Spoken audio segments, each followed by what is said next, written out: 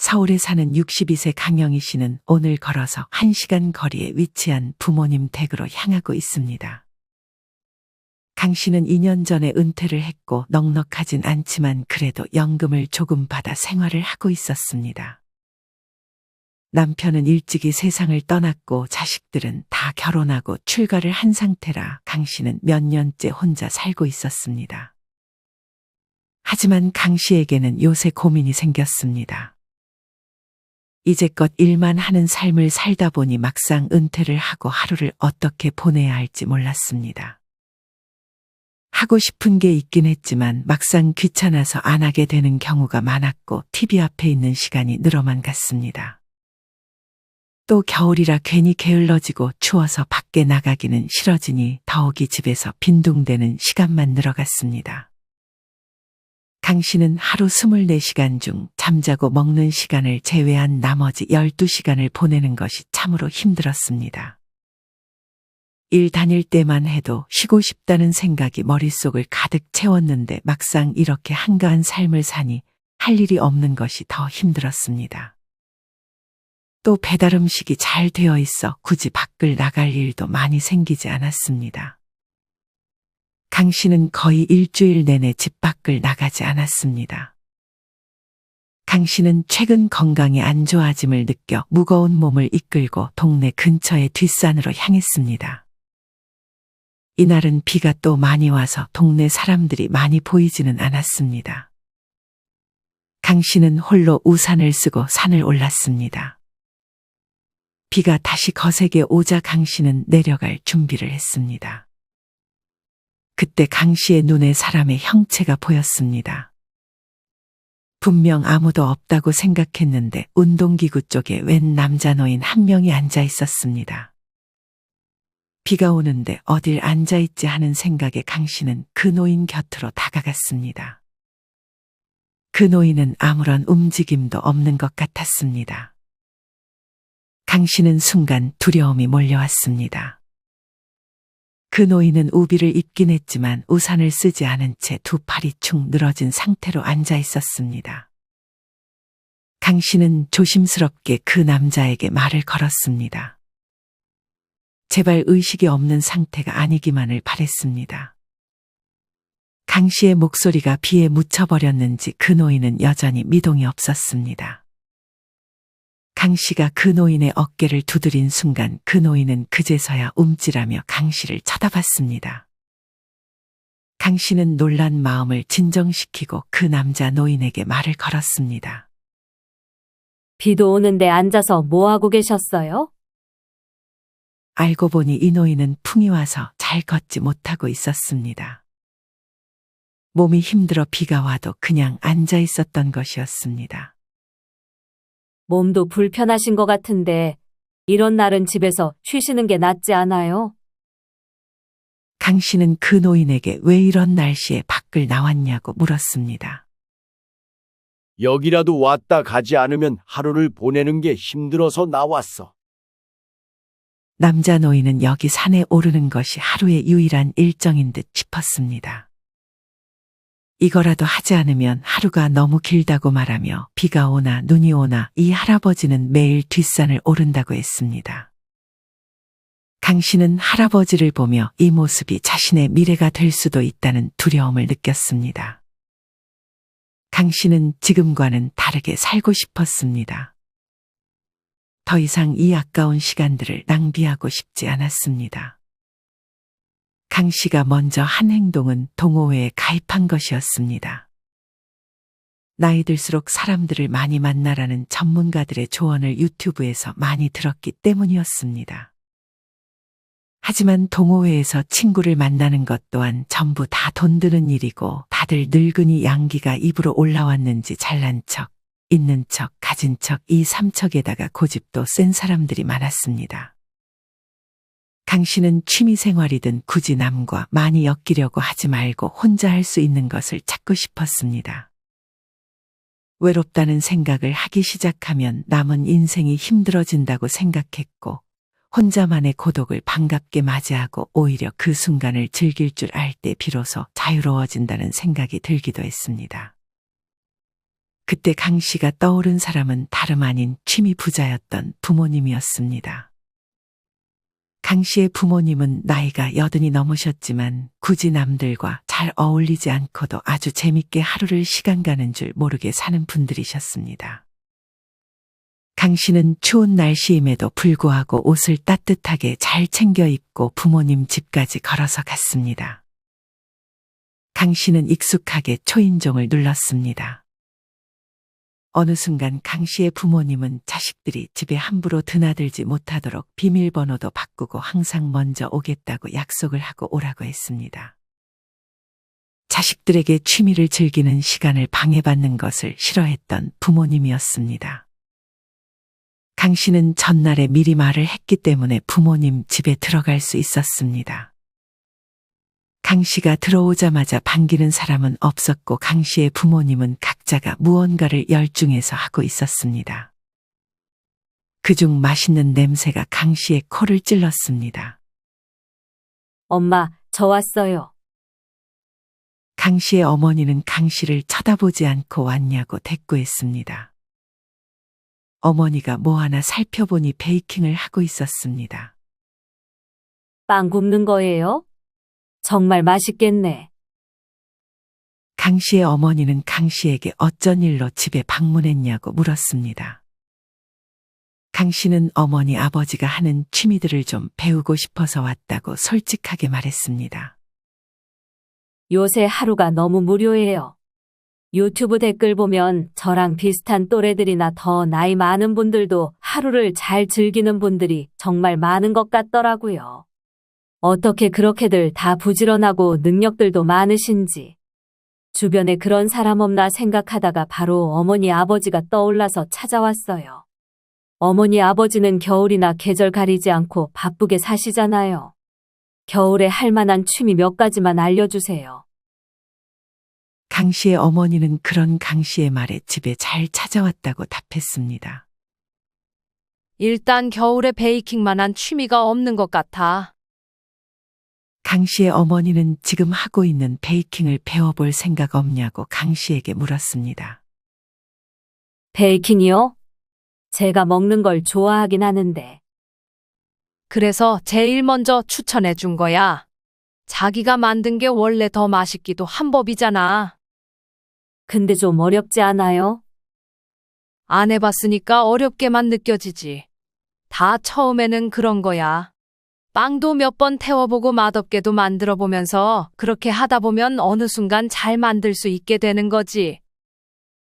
강 씨의 어머니가 겨울에 추천해준 취미 첫 번째는 바로 겨울 베이킹이었습니다.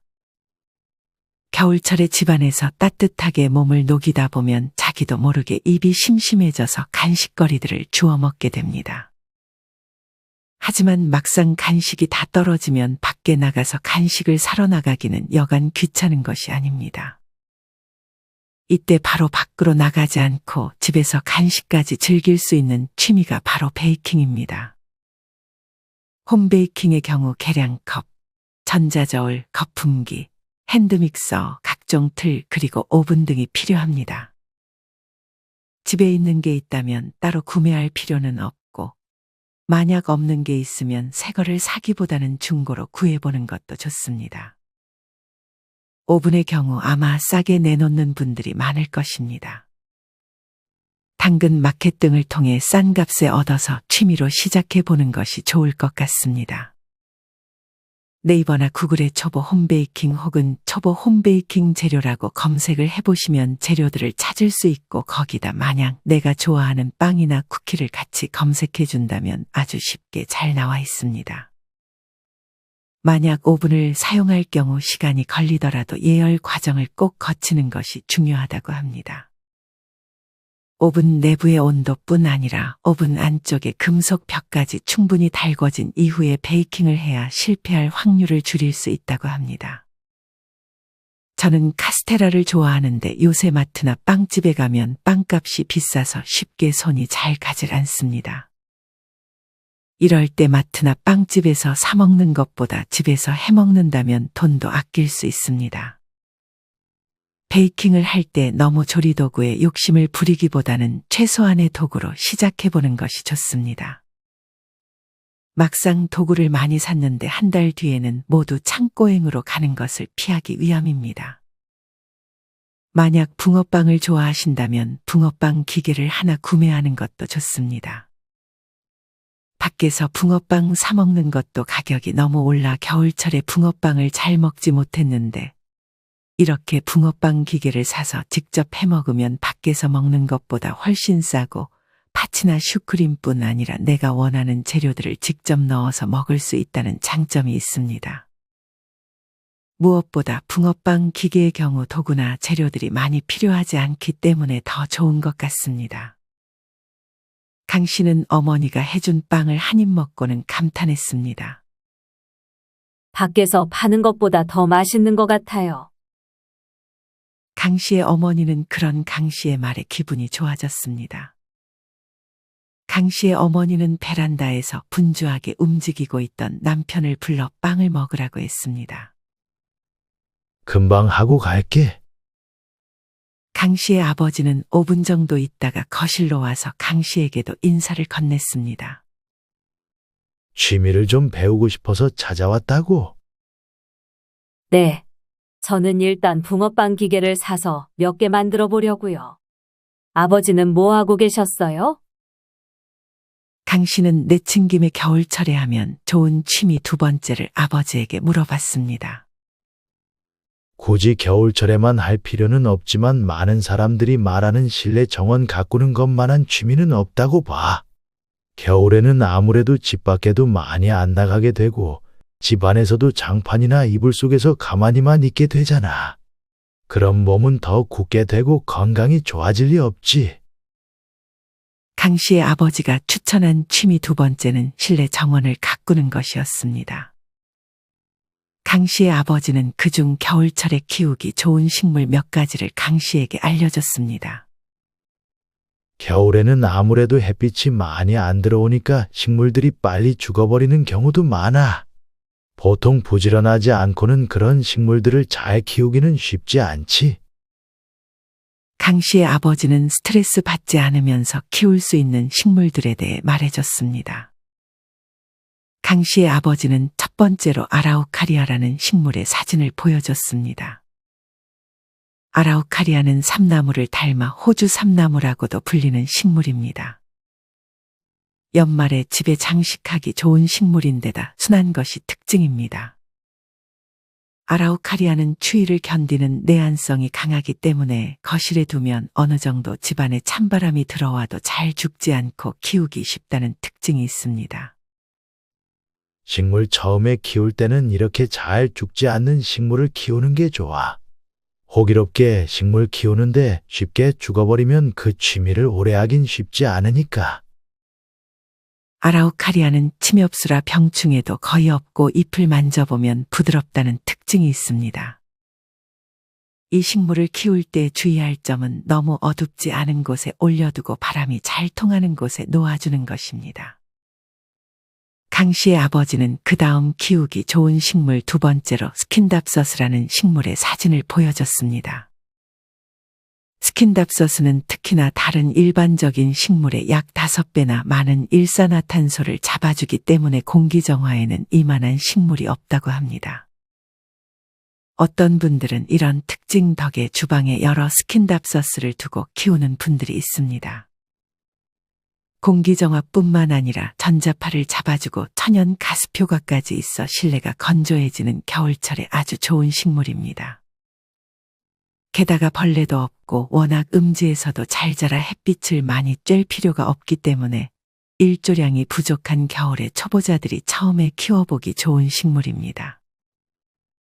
스킨답서스의 경우 물을 좋아하기 때문에 겉에 흙이 말랐다 싶으면 넉넉히 물을 주면 됩니다. 분무기를 사용해서 뿌려주는 것도 좋은 방법입니다. 강 씨의 아버지는 겨울철에 키우기 좋은 식물 세 번째로 사랑초의 사진을 보여줬습니다. 사실 겨울에 키우기 쉬운 꽃은 거의 없는 편인데 사랑초의 경우 영하 1, 2도까지는 견딜 수 있기 때문에 겨울에 베란다에서 키우기에 좋은 식물입니다. 만약 너무 초록색깔의 식물만 키우기는 꺼려진다면 사랑초를 키워보는 것도 좋습니다. 집에 식물을 키우기 마땅한 베란다가 없다면 테라리움을 만들어 보는 것도 좋아. 강 씨의 아버지는 이번에는 테라리움 사진을 보여줬습니다. 강 씨의 아버지가 말한 테라리움이란 습도를 지닌 투명한 용기 혹은 유리병 속에서 식물을 키우는 것을 말합니다. 테라리움을 만들기 위해서는 용기나 유리병 안에 심을 수 있는 작은 식물이 적합하고, 아무래도 용기의 크기는 대부분 작기 때문에 식물이 빠르게 자라지 않는 식물류가 좋습니다. 추천드리는 식물로는 싱고니움, 드라세나, 피토니아, 아디안텀 등이 있습니다. 테라리움의 경우 직사광선이 닿는 곳에 장식장 위에 올려놓는 것이 좋고, 용기나 유리병 안쪽에 물이 없는 것 같을 때 스프레이를 이용해서 물을 주면 좋습니다. 더 자세한 테라리움 만드는 법이 궁금하시다면 유튜브에 테라리움 만드는 법이라고 검색하신 후 준비물을 사서 한번 따라 시도해 보시면 좋을 것 같습니다. 테라리움은 참 예쁘네요. 저는 이걸 한번 만들어 봐야겠어요. 강 씨의 아버지가 신나서 강 씨에게 식물에 대해 소개해 주는 와중에 강 씨의 어머니는 거실에서 뜨개질을 하고 있었습니다. 강 씨는 그런 어머니에게 뭐를 만들고 있냐고 물었습니다. 강 씨의 어머니는 가방을 만들고 있었습니다. 어머니의 솜씨를 보니 보통 솜씨가 아니었습니다. 뜨개질하면 하루에 시간 가는 줄도 모르고 집중할 수 있어. 강 씨의 어머니가 고른 겨울철 취미 세 번째는 바로 뜨개질, 그 중에서도 코바늘 뜨개질이었습니다. 코바늘은 한쪽 또는 양쪽 끝이 갈고리 모양으로 되어 있는 긴 막대 도구입니다. 일반적으로 뜨개질하면 두 개의 대바늘로 뜨기 마련인데, 코바늘의 경우에는 대바늘과는 달리 하나의 바늘만으로도 편물을 짤 수 있다는 특징이 있습니다. 이런 뜨개질은 우리의 건강에도 많은 도움을 줍니다. 뜨개질을 하면 심리적으로 안정이 되면서 혈압도 안정적으로 바뀌고 순환계에 긍정적인 영향을 준다고 합니다.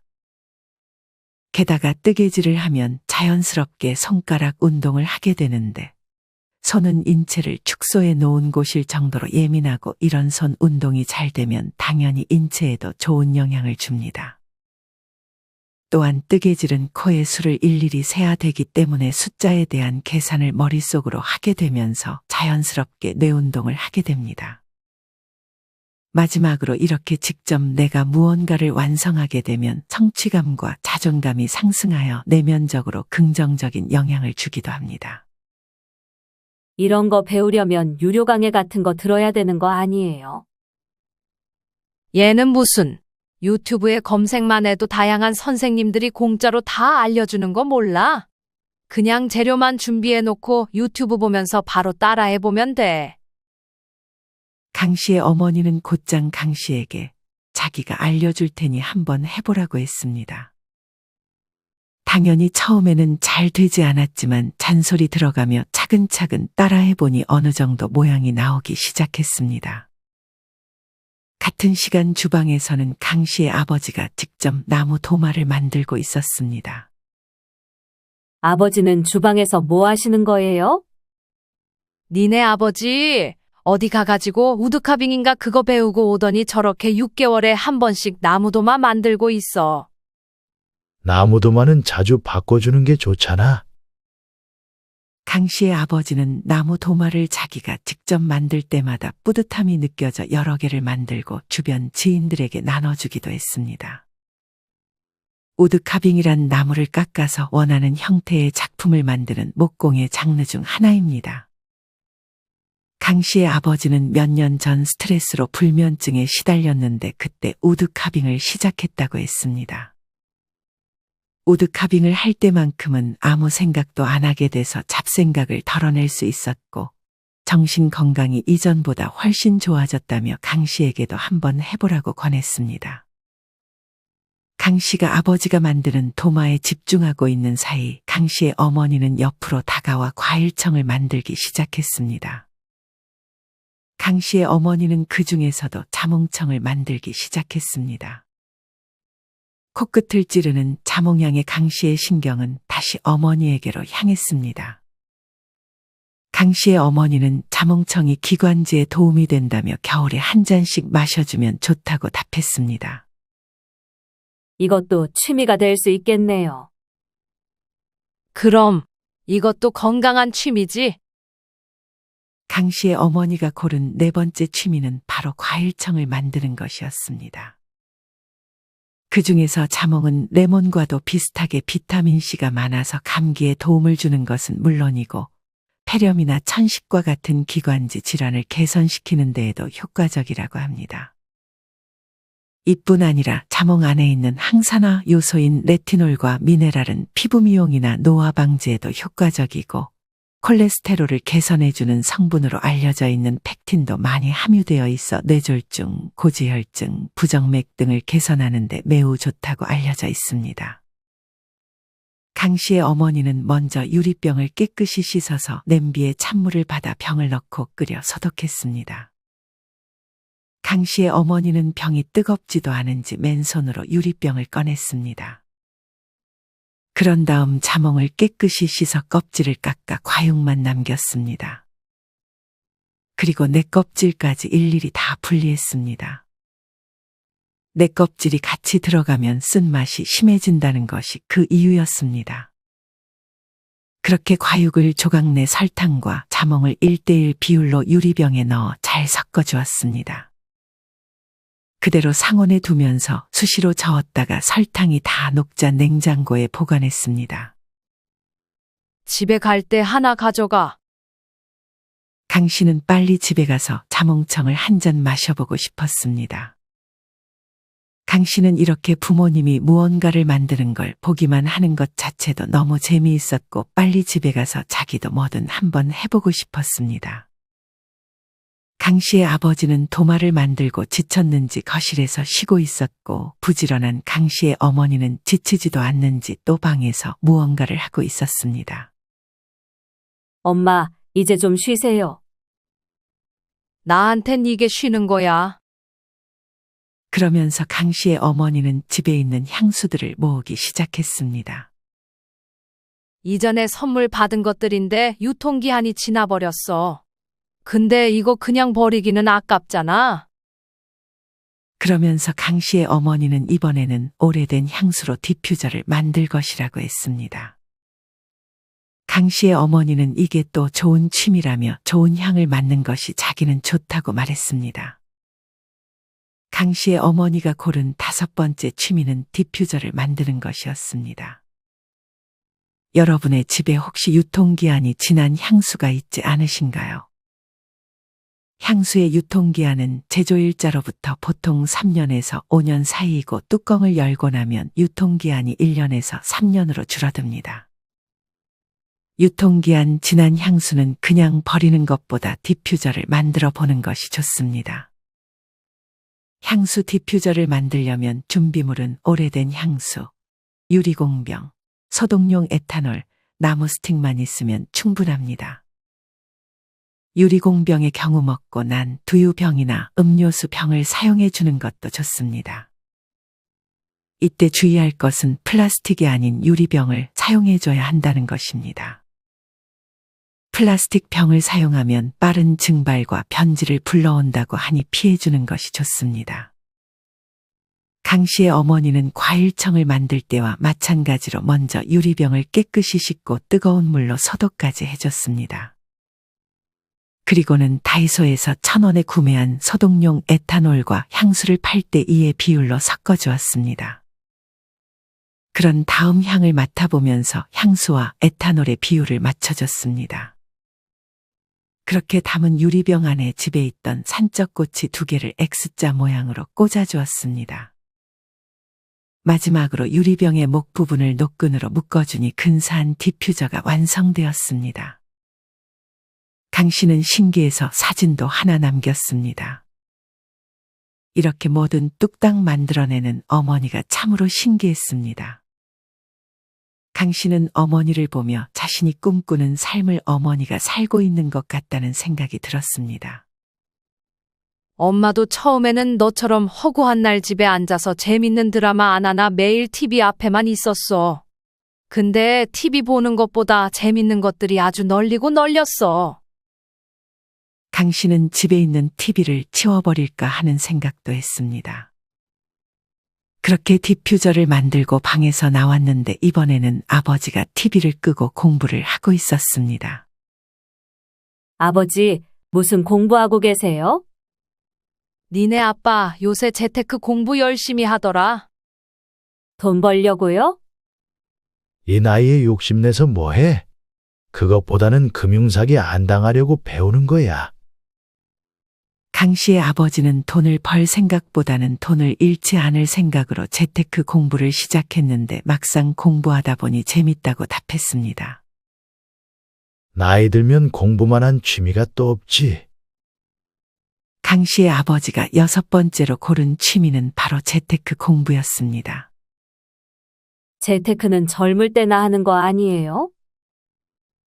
강 씨의 아버지는 고개를 절레절레 흔들며 하루라도 빨리 재테크 공부를 하라고 강 씨에게 권했습니다.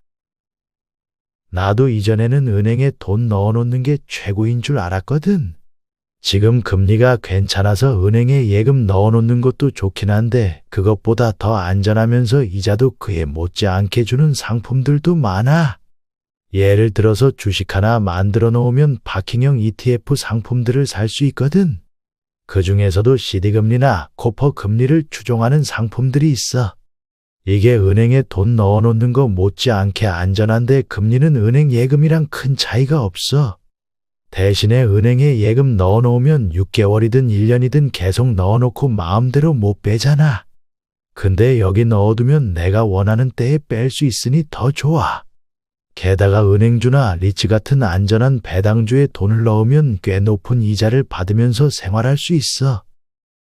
그런 건 처음 들어보네요. 저는 그냥 은행에만 고이 모셔두고 있는데. 아는 사람만 이런 혜택을 누릴 수 있는 거야. 그러면서 강 씨의 아버지는 얼른 강 씨에게 주식 앱을 만들라고 했습니다. 강 씨의 아버지는 핸드폰으로 주식 앱을 언제든 만들 수 있다며 강 씨 대신 직접 주식 앱을 깔아줬습니다. 강 씨는 가끔 아버지의 집에 와서 아버지와 같이 재테크 공부를 하겠다고 약속했습니다. 집에만 있기 좀 그렇지 않아? 우리랑 같이 밖에 나갈래? 지금요? 어디 가시게요? 강 씨의 부모님은 강 씨를 데리고 근처 온실 식물원으로 향했습니다. 강 씨는 추워서 별로 밖에 나가고 싶은 마음이 없었지만 막상 밖으로 향하니 기분이 좋았습니다. 게다가 눈앞에 펼쳐진 예쁜 식물들을 보며 마음의 안정이 찾아오는 느낌이 들었습니다. 강 씨의 부모님은 겨울철에 하기 좋은 마지막 취미로 온실 식물원에 오는 것도 좋다고 말했습니다. 이런 온실 식물원은 추울 때 오는 게 제맛이야. 강 씨의 부모님과 강 씨는 꽤나 저렴한 입장료를 내고 1시간 정도 온실 식물원을 구경했습니다. 밖에서는 아무래도 날씨가 추워 오래 산책하기는 힘들었는데 온실 식물원에 오니 꽤 오랜 시간 돌아다니며 구경할 수 있었습니다. 국내에도 다양한 온실 식물원이 있습니다. 여러분 동네 가까이 이런 온실 식물원이 있다면 한번 가보시는 것을 추천드립니다. 강 씨는 그렇게 식물원 구경까지 하고 부모님께 인사를 하고 다시 집으로 향했습니다. 운동 겸 강 씨는 1시간 거리의 길을 걸어갔습니다. 강 씨는 그러면서 오늘 부모님에게 배웠던 취미들을 정리했습니다. 겨울철에 하기 좋은 취미 첫 번째는 베이킹. 둘째는 실내 정원 가꾸기 혹은 테라리움. 셋째는 코바늘 뜨개질 혹은 우드카빙. 넷째는 과일청 만들기. 다섯째는 디퓨저 만들기. 여섯째는 재테크 공부.